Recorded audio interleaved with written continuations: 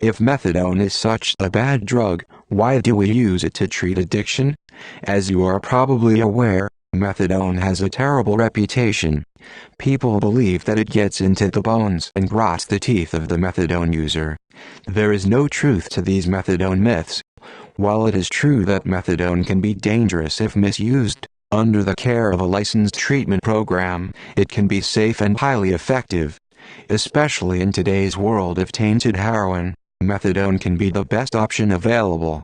Dangerous fentanyl analogs found in street heroin wreak havoc with the user's opioid receptors and make it difficult for any medical addiction treatment to work. Yet, methadone's unique properties make it an ideal treatment in this situation. Is Suboxone better than methadone? Well, yes and no. Suboxone has several key advantages over methadone. First, it can be prescribed in any doctor's office by any doctor. The prescribing doctor simply has to take a brief course to get certified. This course can even be completed online.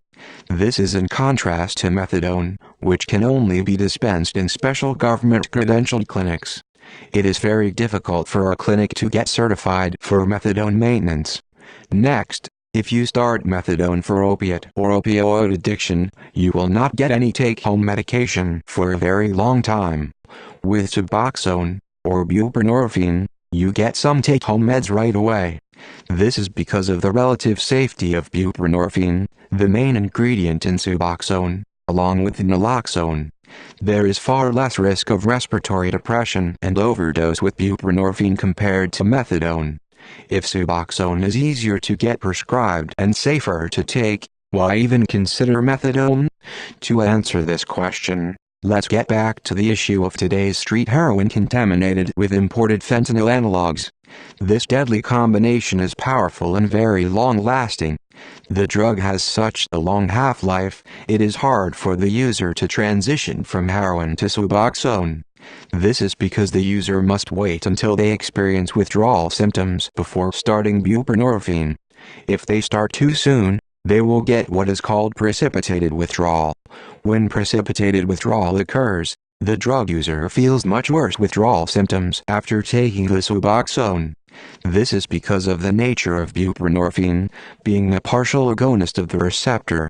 While this transition from an opiate or opioid abuse to Suboxone is usually fairly easy, it is very difficult with some of today's street opioids. This is where methadone shines as the gold standard of medication-assisted treatment. There is no waiting period. Methadone, a full agonist of the opioid receptor, can be started right away without waiting for withdrawal symptoms. There is no concern over precipitated withdrawal. So, as you can see, there is still a place in addiction treatment for the methadone clinic. How soon after taking methadone can you take Suboxone? This is a frequently asked question. I have heard many consults ask me, how long after taking methadone can you take Suboxone? The reason why it is such a hot topic is that the methadone clinic is an inconvenience in the life of a recovering person who is getting back to regular daily activities. Of course, going from the nightmare of heroin addiction to the relief of methadone maintenance is something to be grateful for. However, when you start to get your life back together, going to the methadone clinic every single morning can interfere with going to work and taking the kids to school. It also makes vacations difficult or impossible. And, sometimes you just don't want to leave the house early on your day off. Methadone clinics typically open early and close early.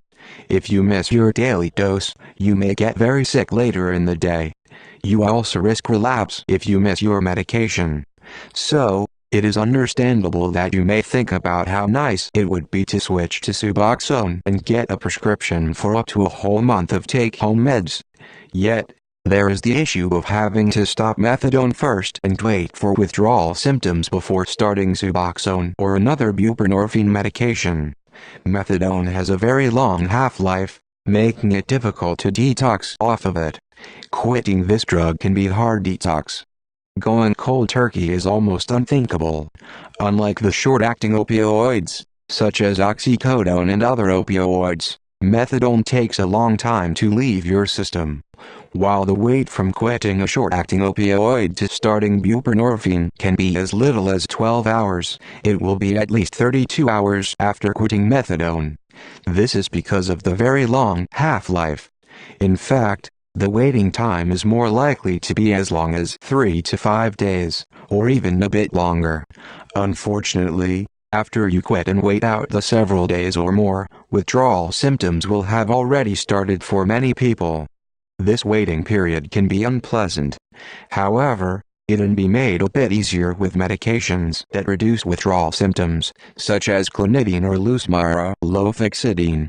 Also, it is important to have the treatment program doctor help you to taper down to no more than 30 mg daily before attempting the transition. This transition to the first dose of buprenorphine must be managed by a qualified doctor. When does Suboxone make you feel better after coming off of methadone? This will be different for different people. It depends partly on how little you were taking daily and what level of withdrawal symptoms you experienced before taking the first dose of buprenorphine.